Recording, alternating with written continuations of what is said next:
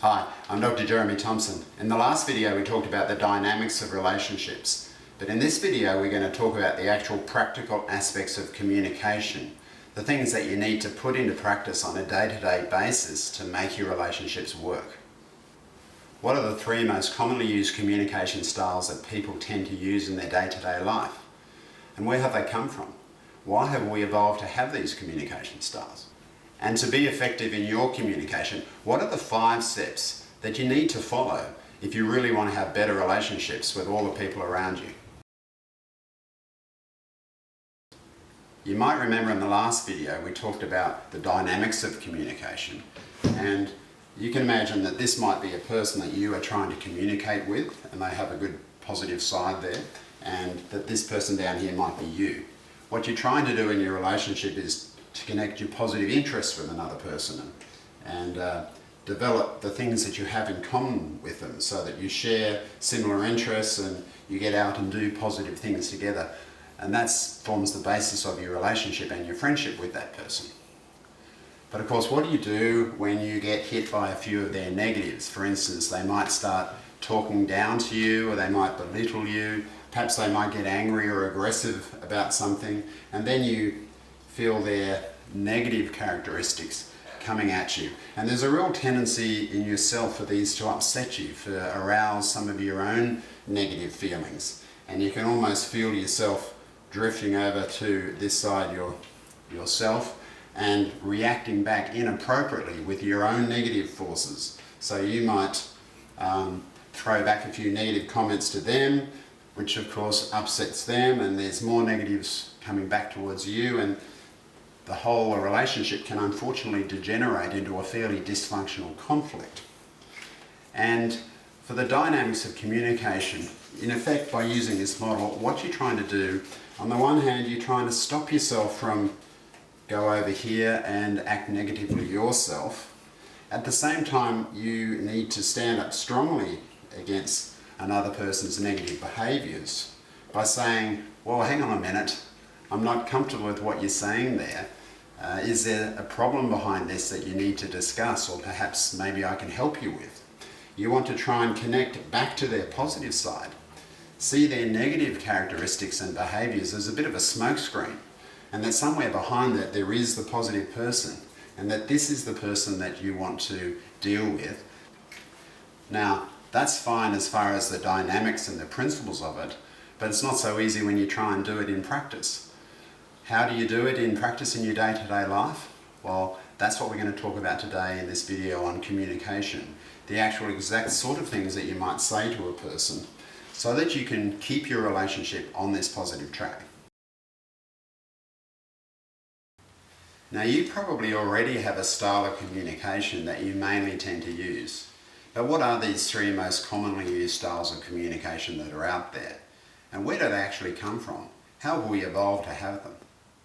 Now, I want to just sort of show you something about humans as a species, that we have evolved as a tribal species. And you can imagine if you went back a long time in history, most of us would have been at a fairly ground level, struggling to survive and so on. And amongst us there would have been some stronger ones who would have formed leadership positions, and perhaps they had some particular skills which allowed them to rise to a higher level. And these ones in turn would have had a few even stronger ones, and of course someone would have pushed their way right to the top of the clan and become the leader. Why? Because there are advantages of being at the top. At the top you get more food and you get a greater choice of sexual partners to be with. And if you look at all animal species and how they tend to react to each other, you'll see that they tend to form these hierarchies. They form these pecking order systems, where each one's trying to muscle their way to the top, while at the same time trying to trample on those down below. Now, you might think that human beings are different to the other animals on the world, and that is true. But nonetheless, if you look at our history, you'll see that basically we've had a lot of civilizations, and a lot of human behaviour has been like that. It's been a tough period of survival where individuals have fought and tried to put people down while working their way up to the top. And there might be other clans over here and civilizations, and sometimes this whole clan would have a massive battle with that one over there. Again, all over trying to get land and get power and get strength, and essentially all about survival. So I think when you look at the way we communicate, that a lot of the techniques and styles that we use tend to derive from this type of hierarchical system, where you can see this person here might tend to be talking down to this one, pushing them down because they're scared that they'll come up. And this one here is wanting to perhaps work their way up to this level and bit by bit maybe push their way up to the top. So we now have these three styles of communication. One of them is what we call aggressive communication, where people are essentially trying to push people down. Then there is passive communication, so that some of these ones who are more lowly than the ones above are actually frightened to say the things that they would like to say because they don't want to be seen as a possible threat. And so that is a style in itself. Then there's what we call assertive communication, which is essentially treating people more as equals. And so you can imagine that all these on this level would form a bit of a relationship where they can communicate at the level more as equals to each other. And it might be the same with this group up here, and it might be the same with those there. So we have these three styles of communication. And I want to show you how this translates into our modern day-to-day life. So what are the ways that we see these three different styles of communication, which are partly evolved from our animal heritage, but are also something that we've learned in our family homes as we've grown up? How do we see them in our day-to-day lives? And why is it important to understand these dynamics and the levels from which people communicate towards us? So let's look at a day-to-day situation where you're trying to communicate with somebody else. I'm just going to clear this off a little bit first though. Okay, so let's say that this is you over here. I could draw it this way with a double circle, but just to keep it simple, I'm just going to draw it like that. So that's you. And then this is another person, maybe your partner over here. I'll just say other person.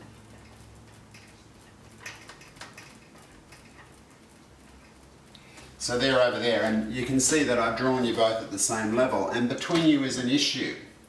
Let's just say the issue is it's the weekend, it's Saturday night coming up, and you want to go out, you want to see a movie, but you can't quite decide which movie to see, and that's the issue. The issue is, what movie are we going to see tonight? And you will have an opinion about the movie, and you have a right to express your opinion of which movie you want to see. But it's how you express it that makes all the difference. Your partner too, of course, they will have an opinion about what they want to see. And hopefully you can work together at that same level and come up with a mutually acceptable decision as to what will be good for both of you. Now sometimes, of course, people don't communicate from the same level. Sometimes, now let's just say your partner comes up to here. They come up to a higher level and they speak down to you. They might speak down about the issue itself by saying, well, that movie that you're suggesting is a stupid movie. No one with any sense in them would want to see that movie. Or they might have a go at you. They might say, well, you're always seeing stupid movies like that. You always get to make the decisions about what we're doing. And of course, it could be you that's saying those type of things yourself. Other people may be more passive. They might actually come down here and they might say, oh, I don't mind what we see. I'm quite happy. You decide. You tell us what we want to see. And then you might say, no, come on, you tell me what you want to see because, it's not just about me, it's about both of us. But of course, sometimes people will be passive. All people have opinions on things. We all have our thoughts and things like that. And I'm sure that you're aware of that. Sometimes what will happen when people come down here and they're quite passive and they don't express themselves, then secretly to themselves they're having other thoughts. They're probably thinking, well, you should know what I would like to see. You should know that I don't want to see that kind of a movie and that I'd rather see this type of movie. But the problem with being passive is that they're not expressing themselves effectively, so that you are left kind of guessing as to what they think. also they may then end up feeling resentful about it. So they might say, yes, no, that's fine, we'll just go and see what you want to see, I'm happy with that. But deep down they're not really happy about it, even if they're not aware of it. But then resentment will start to build in them. And so even if they then end up seeing that movie, it can end up being unsatisfying for them. So after the movie they then get quite angry and actually come up to here and speak down to you with aggressive thoughts. And this is the thing that they call passive-aggressive communication. So from this model, you can see how in effect these three levels play out. When people are communicating at the same level, this is what we call assertive communication. And this is an idea that's been around for at least 50 years as a technique and strategy that people can use to improve and develop their communication. Then, of course, we've got these less helpful methods of communication, such as aggressive communication and these passive forms. And these are the ones which, as I say, we've evolved to have, and we've learnt them unconsciously as we've grown up. And it's really important that we're aware of them, because to get on effectively with everybody, we need to not only be really good at assertive communication, and I'll show you these 5 steps that you need to make this process work, but we also need to be good at determining the levels from which other people are communicating from. We need to have enough sensitivities within us that we can recognize when someone's being a little passive and not telling us how they feel, or being aware of the sensations that we get that let us know that someone is speaking down to us, that someone is being pushy and aggressive and trying to force their will upon us. Because there are specific techniques that you can use to approach those situations to help those people come down or to help them come up. Because the only way you can really have effective communication with people is when you're at the same level. That's when it all happens, that's when it works. Now, people aren't actually born with styles of communication. No one's born aggressive or passive. These are things that we actually learn in our upbringing. I think people have different temperaments. Some people are a little more sensitive, and that might be a good positive quality. Some people, I think, are born stronger with more leadership abilities within them. But nonetheless, these styles of communication are something that we've learnt. What do you think is the main type of style that you use? Now, I might add that people aren't one type or another. In actual fact, we use all different styles and techniques in different situations. But it is important to have a sense of these different levels. Okay, let's firstly look at aggressive communication. It's a pretty strong term. Sometimes it's too strong really to describe what we are seeing and feeling. Sometimes I prefer the term dominating. But essentially there's 2 main components of it. When a person is speaking aggressively, they tend to speak either down at you personally and often actually personalise arguments. So rather than focusing on the issue, they make an attack against you with a lot of you statements.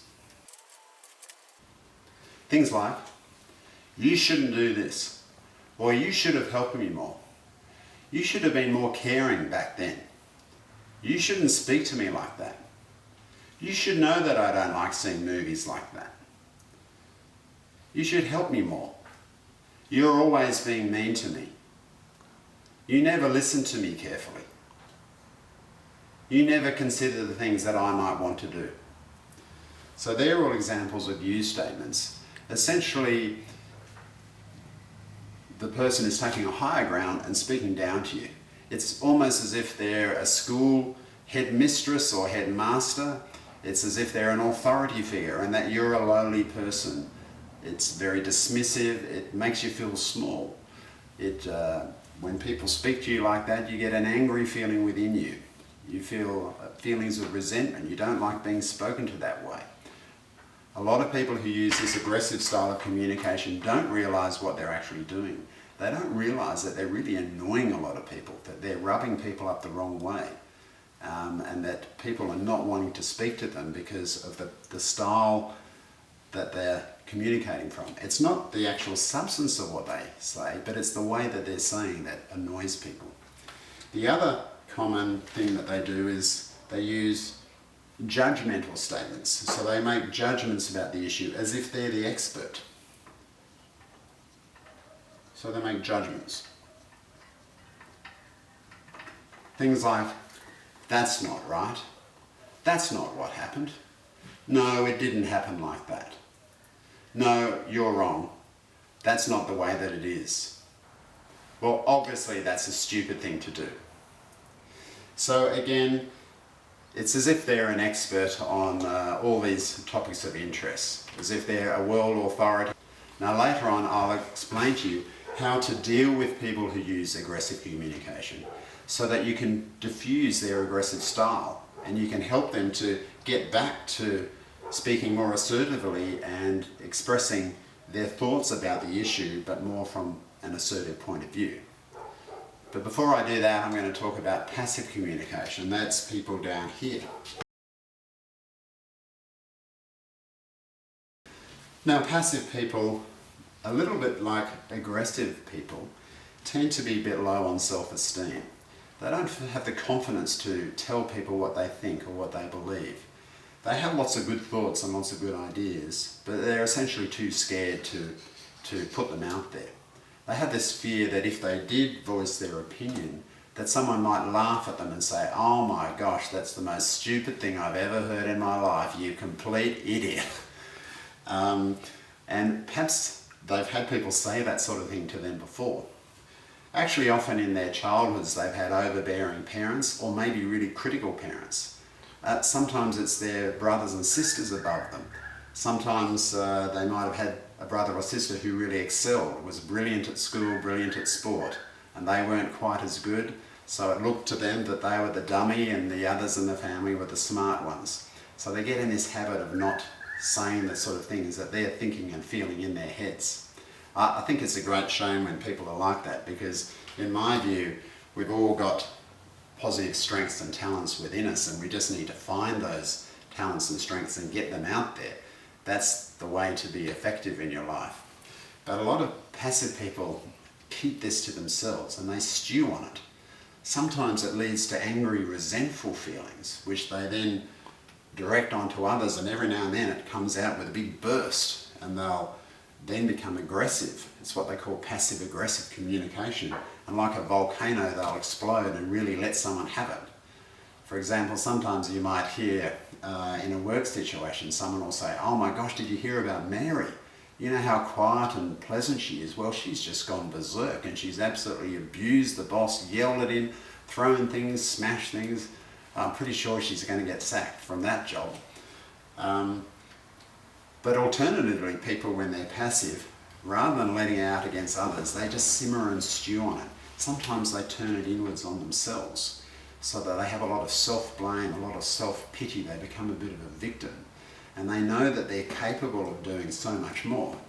But because they never actually speak to people about it to get their ideas out there, and you must remember that if you have a good idea and you want to put it into practice, usually that involves other people. So you do need to be able to communicate well with other people.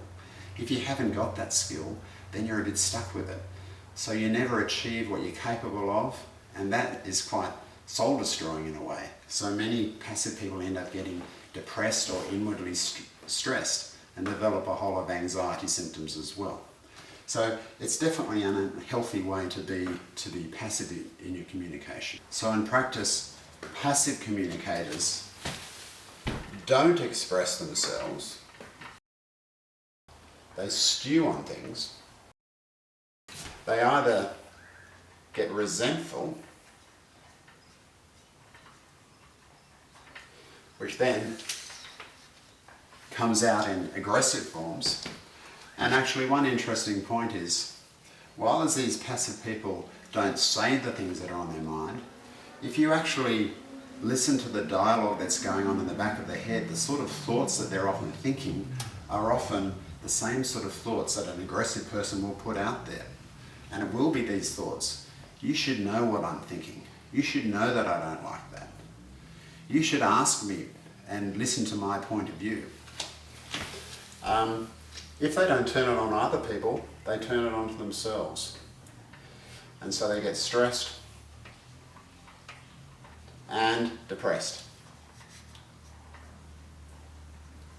and get anxiety symptoms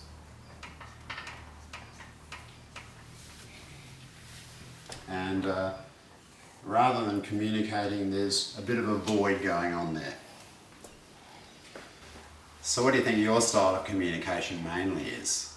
Do people find you to be a bit pushy? Do they say that you give too much advice, that you're too strong in your opinions? If they say that to you, then maybe you're being a little aggressive in your communications. Just be aware of your thinking and the sort of things that you say. Do you say a lot of statements starting with you? Do you find yourself making judgments about things, feeling that you know the facts better than other people? Or do you find yourself sitting quietly in conversations, having thoughts about an issue, things that you think are important, but you're actually not getting them out there? Do people say to you, look, you're sitting on the fence, tell us what you think? Or do people say, no, come on, let us know what your opinion is? If you're feeling uncomfortable, or perhaps even when you try and say things you start to feel anxious and quite stressed about it, then maybe this being passive is something that you're doing. Now I want to move on to this third most effective means of communication that we call assertive communication. Very important in discussing the sort of issues that get in the way of good relationships. Very important when people do things that are bothering us. These are issues that need to be discussed. So some of the negative factors that we might see in a person, this is an issue. We can't judge that as being something that's bad. This other person might not see it as a bad factor or even an issue at all. These are just merely issues that need to be communicated, and we need to use all the fundamental processes of assertive communication to make sure that we do that effectively and don't get ourselves into more trouble. Okay, now in assertive communication, let's just say that this is you and this is another person that you're wanting to interact with, and between you there's an issue that's up for discussion. Now in life there are many things that we need to deal with in our typical daily life. Lots of these things we'll have to deal with ourselves, but of course many of them involve other people, and we need to work together with other people to work out something that works for us and it also works for them. Assertive communication is quite simple really. It's just letting people know what you think and what you feel. For instance, and you need to be open and honest about it. So for instance, for me right now I'm feeling a little bit anxious doing these videos.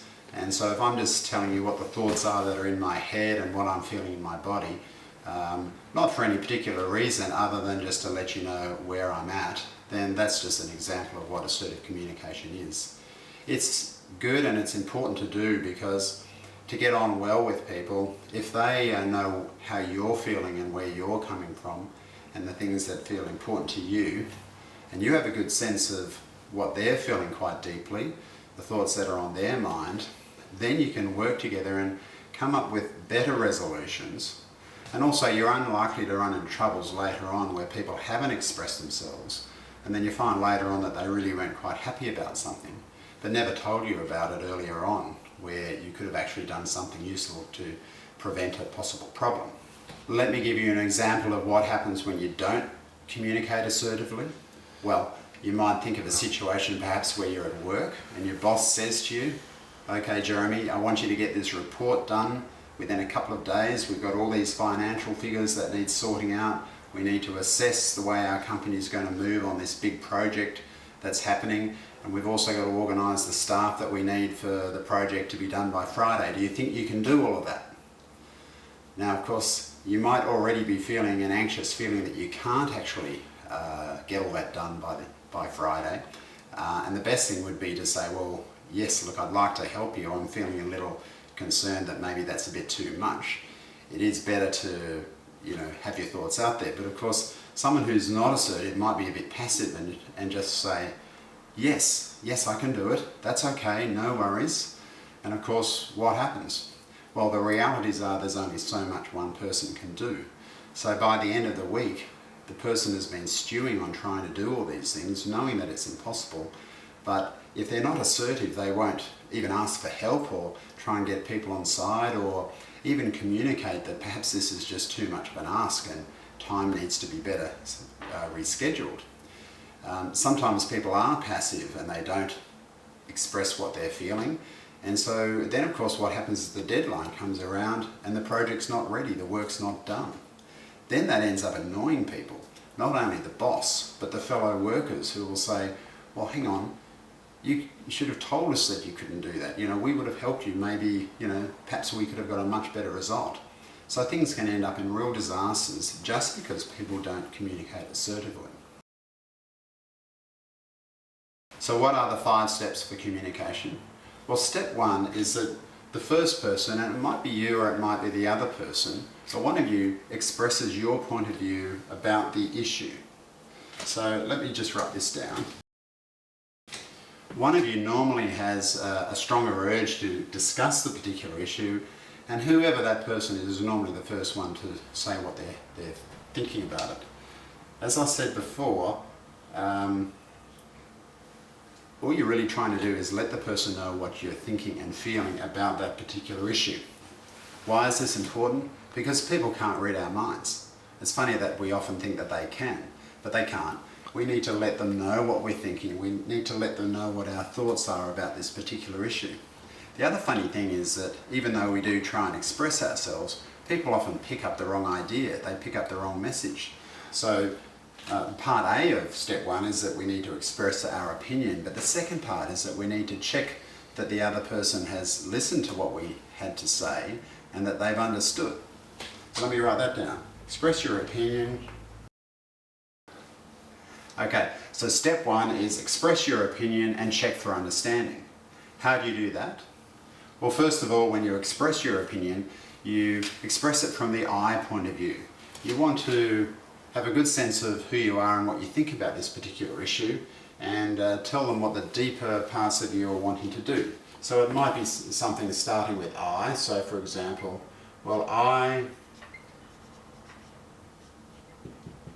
want to do this, or I would like to do this, or I'm thinking it would be a good idea if we did that. This kind of talk. We express our opinion about the particular issue. Then when we're checking for understanding, we can say to the person we're speaking to, okay, so do you hear what I'm saying? Do you hear what I'm trying to say? And would you mind just repeating back what you've just heard that I've said? Then they will say, yes, I hear what you're saying. You're saying that you want to do this. And you go, oh no, that's not quite what I'm saying. What I'm really saying is this. Do you mind just listening again? Okay, and I would like to do it this way, da da da da da. Do you hear what I'm saying now? Ah yes, I think I hear what you're saying. You're saying such and such. Is that right?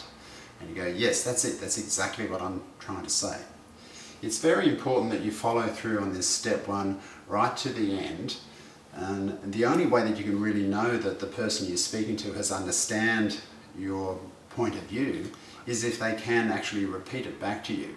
And then the facet of understanding is quite clear between the two of you. Many people actually want to pretty quickly skip past this step. They'll just say what they think and then move on to the next step without doing the important second part of this first step. That really leads to trouble later on because people find themselves down the path of a negotiation process, but in actual fact the fundamental basics right at the start haven't been clarified.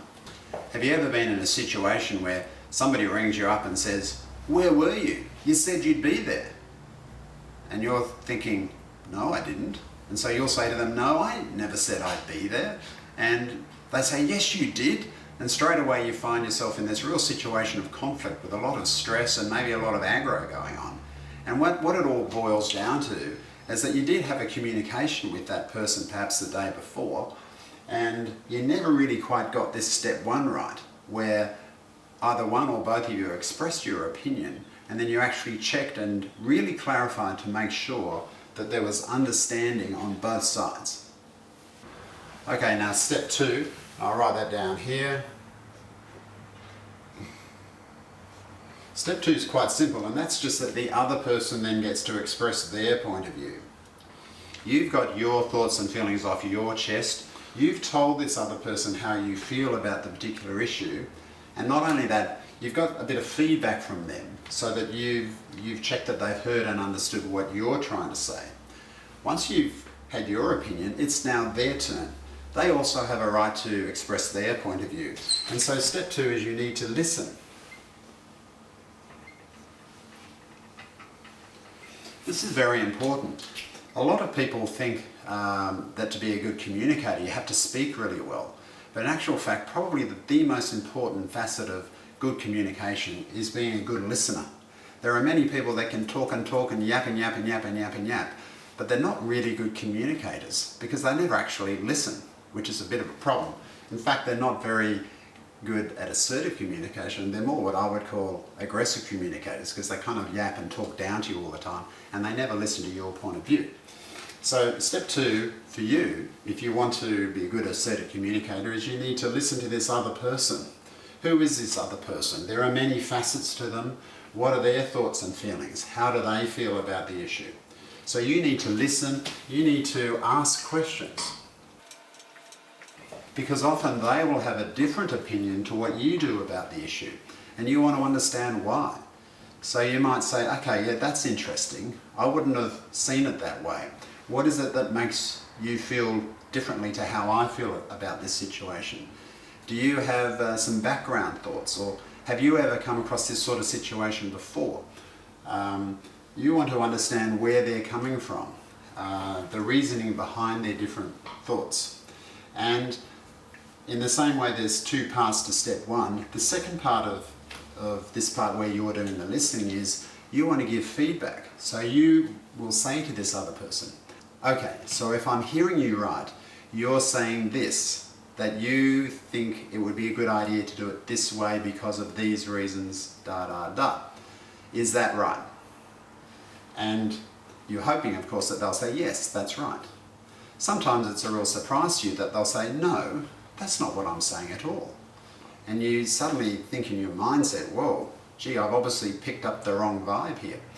And then you need to listen even more carefully. Get your own thoughts out of your head. Try and free your mind up and just listen carefully to what this person's trying to say.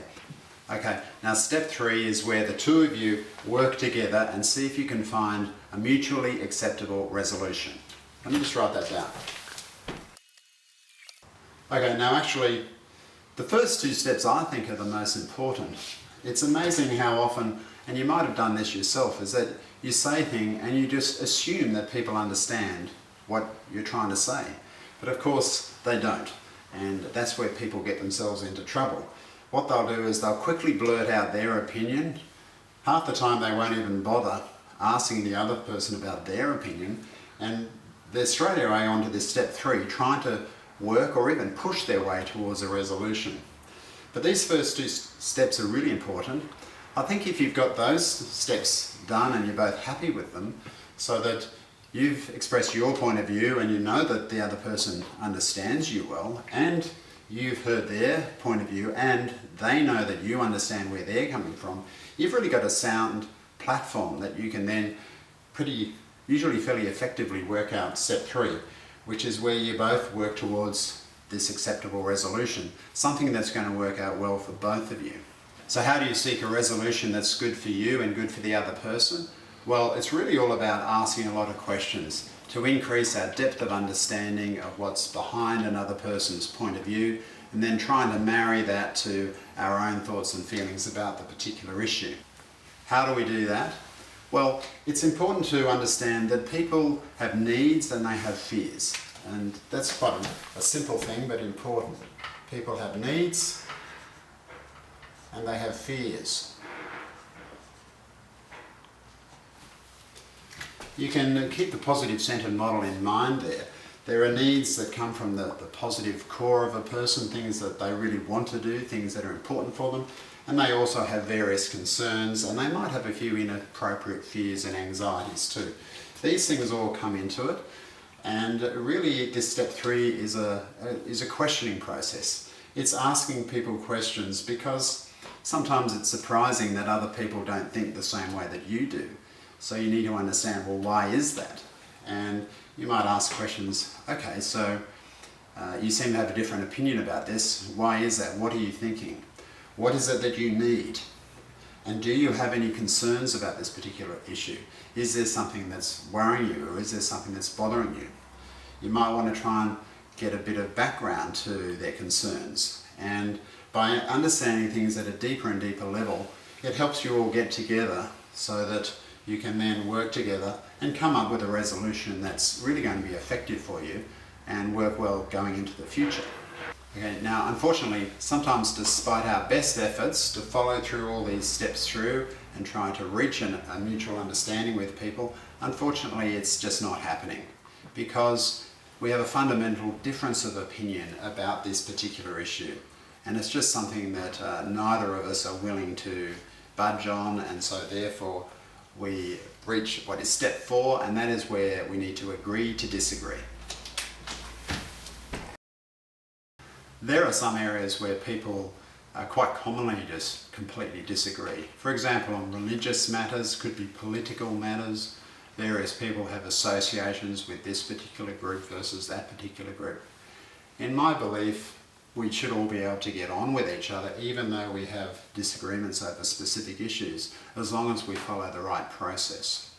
So if you're at this step 4, agree to disagree, which is essentially a level of acceptance, that we're accepting the fact that we can't always get what we want. We can't always get other people to believe what we believe in. And that, in actual fact, that's quite normal for human beings to be like that. So what do we do when we're at this step 4, this agreeing to disagree? What options have we got? Well, one option that people commonly carry out is that they actually try and force the issue. Rather than staying on the level with the person, a level where you're listening and giving and taking of information, they start to want to force their opinion upon the other person. Sometimes people get quite fearful and quite stressed. They feel very uncomfortable. They don't like it that the other person is not agreeing with them, not agreeing to do what they want. It probably comes back to some of these hierarchical aspects of our animal heritage that I talked about in the past with pecking orders and so on, that if another person doesn't agree with us, we feel they're trying to put themselves above us, and we don't like that, so we might try and put ourselves above them. Sometimes we tend to feel angry or feelings of hate or despise towards another person because they have different viewpoints to us. And at the end of the day, it's a bit of a threat to us. It's a threat to who we are and what we're trying to do. I don't think that's a good option to go down that track of getting aggressive. We're really getting tied up in all these negative interactions, and it's going to lead us to harm and further problems ahead. A better option is to try and get a third party involved. So it could be a friend or somebody that we know, someone who knows both of us perhaps, and they can help us. They can throw in their opinion, throw more light on the issues, perhaps raise areas that neither of us have thought about. And so we can get help from those people. They might be able to help us work towards seeking a resolution. And then of course there are counsellors, and there's mediators, and there's even lawyers and law courts and a whole lot of systems that are there to try and help people to sort out their issues, even in situations of conflict, so that they can work together rather than ending up degenerating into a big fight. But the other option, which again I think is better most of the time than going down that path of getting all these professional people and particularly legal people involved, is just reaching this level of acceptance. Okay, I disagree with this person, they disagree with me, that's okay. Where does that now leave me? And it's really a matter of letting go and just moving on. It's getting back in touch with who we are as a person. We might learn something from this experience with this other person. From their thoughts and their opinions, we might learn a bit more about ourselves and what we think is right. It's important that we stay on a positive track. Some people in these disagreements get angry. They're angry at the other person. But that's not going to help us. Then we're moving over to this side and going down a bad path. It's much better for us to get back in touch with who we are and say, okay, well, this hasn't worked out for me. That's disappointing, but that's the way it is. I now need to look at myself now, look at the world and think, okay, what do I want to do now? What's the next thing that I want to put my attention to? And that's what we do. We put our attention back into something that feels right for us and something that's productive. And we might need to involve that with other people. And so this is step 5. Step 5 is when we refocus on who we are as a person. Step 5 is really a process of internal communication. We've had a lot of external dialogues going on. We've followed through a process. It hasn't worked out for us how we would have liked it to have happened, but that's okay. It's important for us to get back in touch with who we are, to not lose our confidence in ourselves, to remain positive, to start looking at the projects that we can still get ourselves constructively involved in. What do I want to do now? What do I want to focus on? What's next? So these are the 5 steps that are vital for good assertive communication. And they do work really well, but they only work well when you're at the same level as the other person. And as you probably know already, one of the realities of life is that people don't always want to communicate with us at the same level. And that many times they will want to talk down to us and they'll be quite strong and dominating over the top of us. And then there are other people that are fairly passive and it's hard to get them to express their opinions. So what do we do in those situations? This assertive communication doesn't actually work when you try and do it with people when they're not on the level as you. So how do you move someone who's speaking down to you from an aggressive point of view, or someone who's underneath you and being passive? How do you move them to draw them back onto the level so that you can communicate with them effectively? Now I'm going to show you a couple of techniques that are going to help bring an aggressive person down to your level and help bring a passive person up. Now, many people don't know these techniques. They're quite clever, they're quite subtle, and they're really important. And by learning those techniques, you're going to be able to deal with just about anyone in the world, and they'll help you improve all kinds of relationships. Okay, so how do you deal with these aggressive people? You know, those people that come up here and they're talking down to you and they're making you feel bad, and they might be dominating. They might have a loud voice. They could be shouting at you, using a lot of you statements. Look, you're doing the wrong thing there. You should do more of this. You should come and help me. Or they're just acting like an expert, as if they know everything about the issues that you're discussing, as if they're above you and better than you as a person. And you can feel a resentful, uncomfortable feeling churning around inside of you. But they're quite strong and dominating, and they're hard to sort of get a word in. They don't seem to want to listen to what you have to say. How do you deal with those people? Well, there are actually 3 common methods when I ask this question of my patients as to how people think that you can try and approach these people. I'll tell you what they are. The first one is that people will often be passive and walk away. So one is to walk away.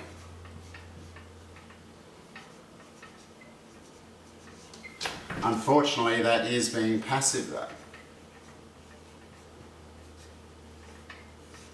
So instead of addressing the issue or bringing up this problem that you're having with the communication with this person, people are just trying to diffuse things by getting away from it.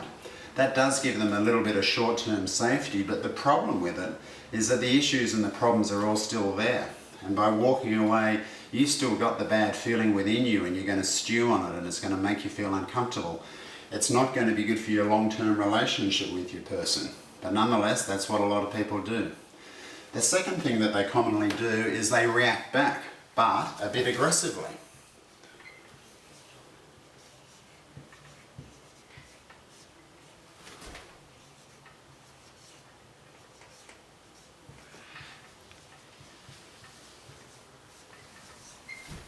Have you ever seen a bad argument between 2 people where they're both reacting aggressively to each other, and one person might be saying, no, that's not how it was, it happened like this. And you can see the other person being really annoyed by this, and they're coming up here themselves and they're starting to speak down to that person because they've felt angry and irate about it, and they're saying, no, it wasn't like that, it was this way.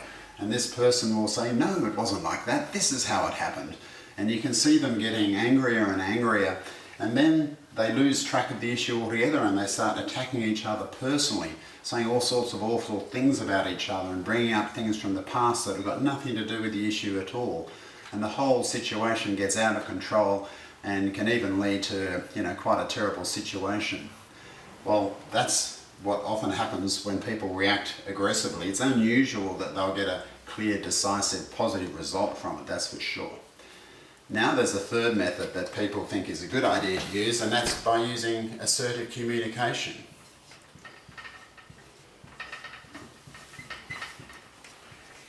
people have heard that this assertive communication works really well, but I tell you what, unfortunately it doesn't work in a situation where someone's speaking down to you.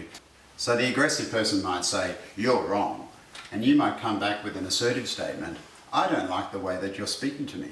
And they'll speak down to you again. "Yeah, well, that's because you're a complete idiot." And you might say, "Well, I don't like the way that you're speaking to me. I want you to speak to me from a fair and reasonable level, and then we can discuss this issue." But unfortunately what happens is they see you as a lowly person below them, so they tend to keep on talking down and hitting you with a downward flow. You're trying to hit across this line at the level of equality, but unfortunately it just doesn't really work most of the time. I'm going to need to show you a fourth method, and this is the thing that many people don't know about, and this is what I believe is something that can really help you so that you can deal with these people and effectively encourage them to come down to a level that is true and equal for both of you. So those are the three most common methods that I find that patients will come up with as possible techniques to deal with someone when they speak down to you. And I'll often ask people, well, can you think of any other methods that might be even more effective than those three? And surprisingly, most people say no. So now I'm going to teach you a fourth method. And this, in my mind, is the only way, and I think you'll probably agree with me after you see with it, the only really effective way to turn this situation around into something that can work out well for both of you. Yeah. Now this fourth method is really a clever questioning technique, and it does two things. It helps the person to come down to a reasonable level where they will naturally want to start being assertive, and two, it helps them to focus on the issue. You do have to be quite strong in yourself and hold your ground a little bit when they're speaking down to you and putting a lot of force and dominance upon you. But if you can do that and stand your ground for a while, and then ask these right questions, then you'll see that it actually works.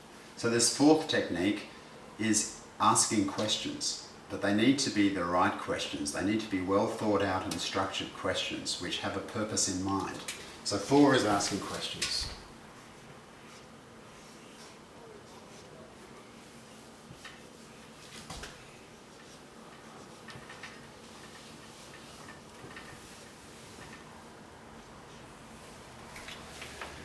And it's important to bear in mind that if someone's speaking down to you, as we discuss over here, there's some strong emotions that are coming out, often angry, often quite forceful kind of emotions, and we don't want to get caught up in those. Now, asking questions is the key to getting people to come down to a level where you can then engage in assertive communication. And what are the sort of questions that you might ask? Well, there's quite a few of them, but this is the sort of thing that you might ask to start out with. Is there something that's troubling you here? Let me just write that down. So, is there something that's troubling you? Now, why is this a good question to ask? Well, it's a good question because it straight away helps to focus the other person's mindset onto the issue and hopefully off you. And it also helps them to think, how do I feel about the particular issue? So you're trying to encourage them to come down and start speaking from the I point of view. Is there something that's troubling you? It's also engaging with their emotions and in a gentle way suggesting that perhaps there is some emotional tension there. What is this all about? Perhaps this is something that's worth discussing. So is there something that's troubling you? How do you think they might respond to that? You're hoping that they will come down and say, yes, well, there is something that's troubling me, I'm troubled by this. And of course, if they'll do that, then straight away you're getting onto a good line of communication. Unfortunately, though, it doesn't work out so easily most of the time because they're already stuck in this speaking down to you kind of mindset. So often if you ask this sort of question, is there something that's troubling you?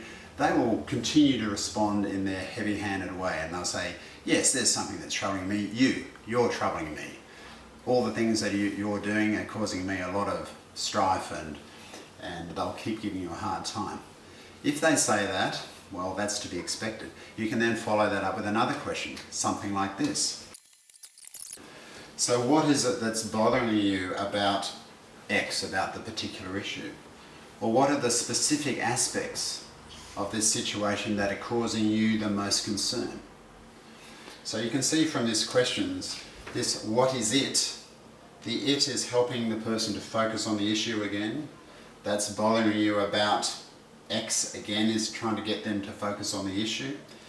And when you say what is it that's bothering you, you're actually reflecting back their own you statement that they've put onto you with their force and power. You're actually just bouncing it back onto them by saying, well, what is it that's bothering you?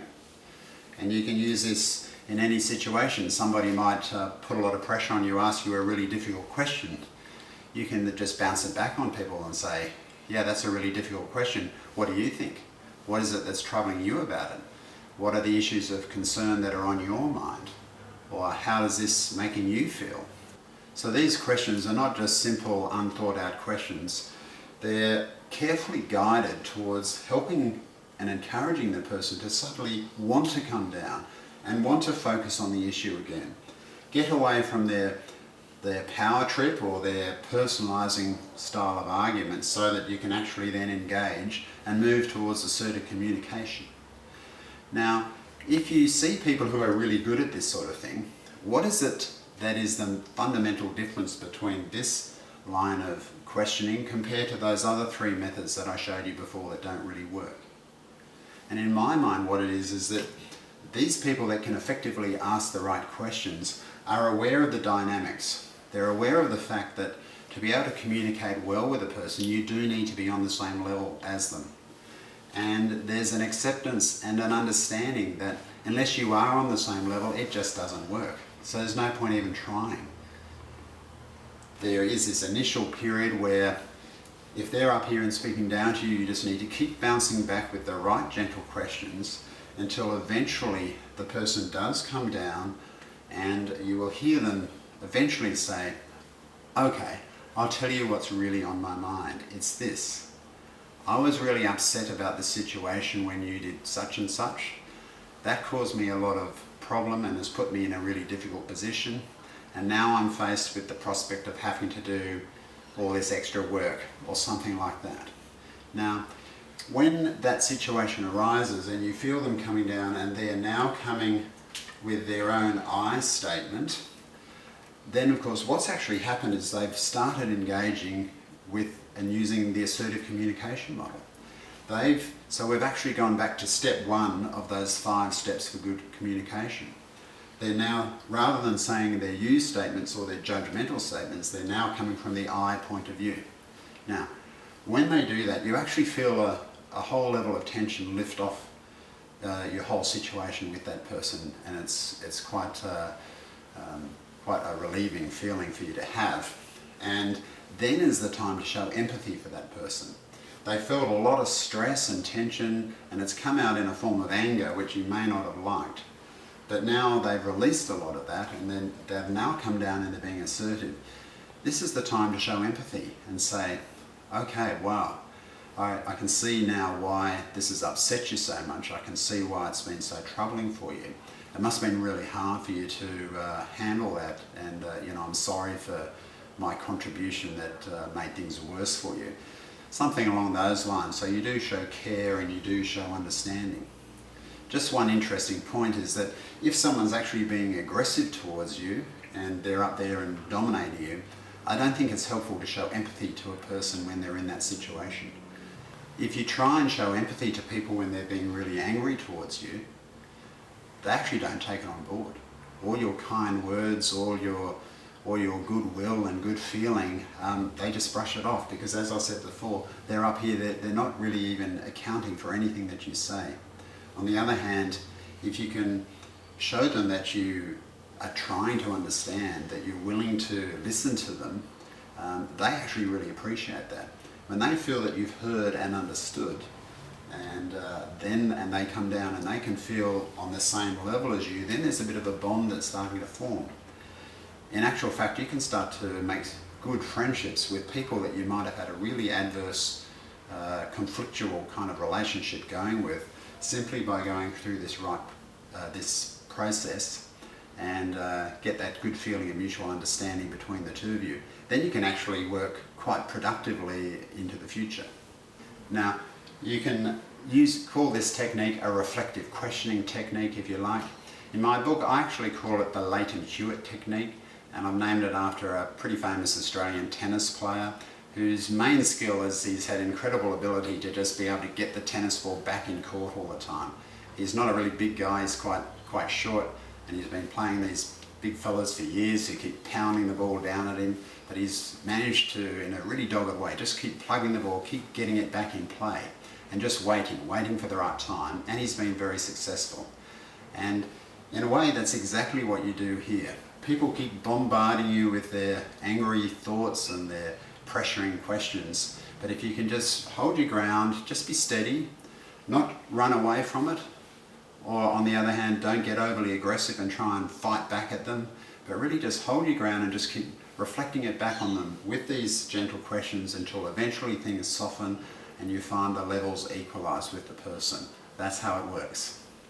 Now, many people have written massive amounts of information, books and whole seminars and so on communication. It's a huge area, and I'm not going to pretend that I can explain everything to you in 5 minutes here on this video.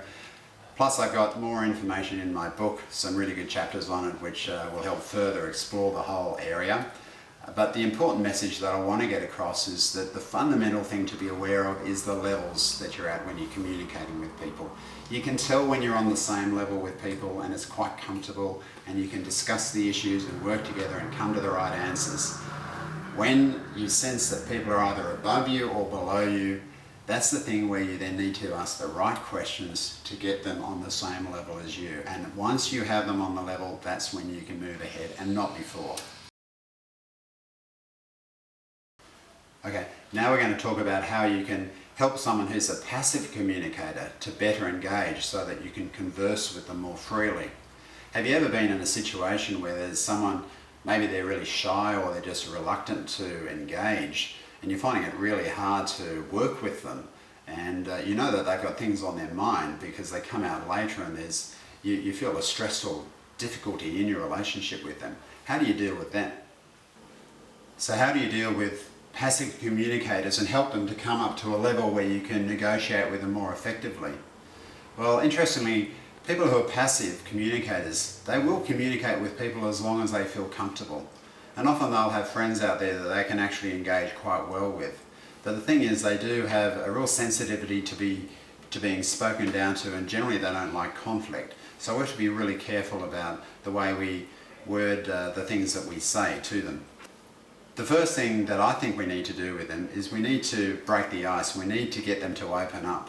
We need to ask them some simple questions that will have a simple yes or no answer, preferably a yes answer. So if it's a teenager and it's hard to engage with them, you might ask something like, hey, look, how are things going at home? Are your parents giving you a hard time? Or how are things at school? Or if it's an adult, you might say, how are things going at work? How do you find the people that you work with? Are there some nice people there? Something like that.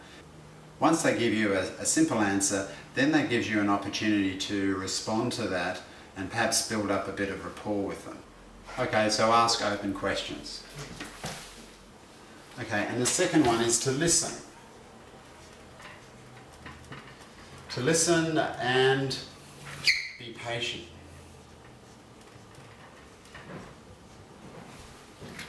Be patient, give them time, because they are often very sensitive. They won't come up with their responses quickly. You need to give them time to get their thoughts together.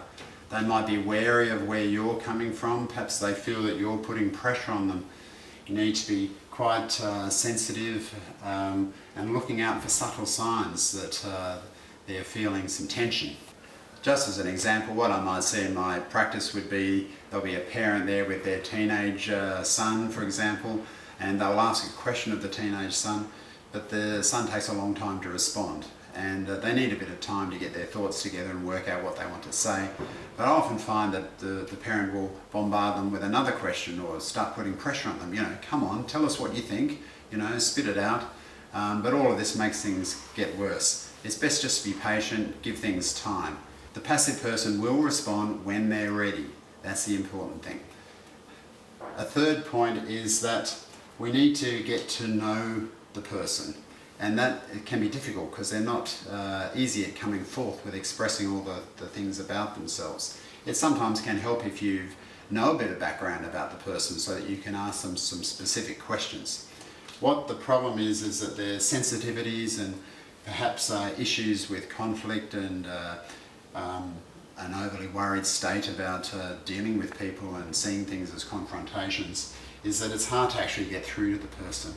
But if you can find out about their background, ask them some appropriate questions, maybe you have something in common with them. You might have done something similar or been to the same place. By developing a rapport with the person, then they feel more comfortable with you. Once they're more comfortable, then they're much more likely to respond to you and open up. Okay, so number 3 is to connect and find the things that you have in common, all about building up rapport.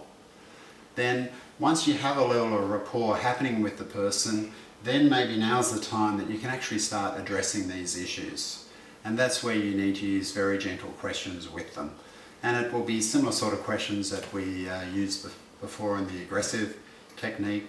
It'll be, okay, so how do you see this particular issue? Or what are the aspects that are of particular concern for you? So for number 4, let me just write this down.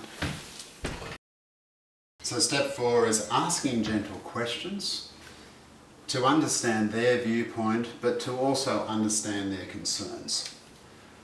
So what I think you'll find if you can accomplish these 4 steps is that you'll be able to help a passive person come up to this level where they now start communicating from the I point of view. Once you feel these I statements coming from them, then you're back on to the 5 steps of assertive communication, and you'll be able to have a great dialogue with that person. Not only that, once they hear that you're willing to listen and hear about some of the background to their thoughts, they'll often come forth with a lot of positive energy, a lot of thoughts and ideas that perhaps they've kept within themselves for some time. So it can really turn things into a positive experience. So just to summarise the whole thing then, how can you feel better about yourself and have better relationships? Well, the key to it is keeping in mind this model, the model of positive centered psychology, trying to stick with being your true positive self. When you're dealing with another person, look for the positive side of them too, being very careful not to get caught up in any dysfunctional interactions. See the issues that come up between you. And mind you, some of these issues might be difficult things. They might be issues about a behaviour that other person does, or it might be an issue in yourself that the other person doesn't like that you do. So they can be quite contentious things. But if we can bear in mind the structure of what we're trying to do with our communication, always be aware of the levels that we're at with people. Then we can bring out the best in ourselves and the best in them. And we can apply these principles not only in our one-to-one relationships, but in our families, in our teams, in our bigger groups, and get a really balanced but positive and constructive feeling happening amongst all of us. So that's it for communication right now. In the next video, we're going to talk about the secret of happiness, and we're also going to talk about the 6 things for balance. These are 6 things that people, in fact human beings, need to have in their lives to lead a balanced and wholesome life.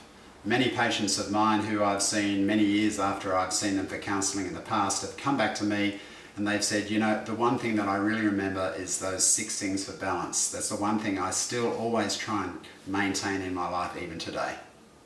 So stay tuned and we'll see you in the next video.